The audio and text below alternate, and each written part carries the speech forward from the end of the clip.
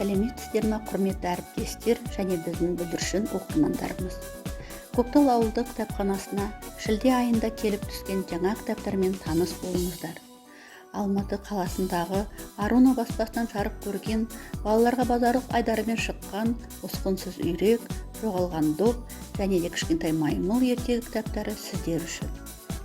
Бұл бүлдіршіндерге арналған көркем суретті топтама. Топтамаға енген ашылмалы кітапшалардың ерекшелігі ашылған бетте кең көлемді көріністің пайда болуында.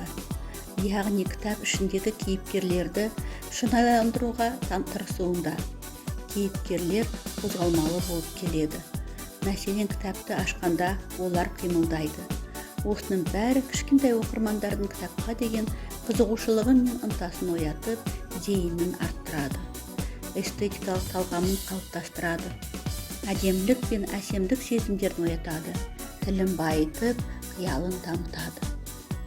Уважаемые наши юные читатели, хотим познакомить вас с новыми поступлениями детских книг. Яркие, изумительные иллюстрации делают эти издания поистине уникальными. Они создают волшебный и загадочный мир, а чтение превращают в забавную игру. Сложные панорамные развороты очаруют юного читателя. Он с удовольствием будет играть с книгой и слушать уникальные сказки и рассказы.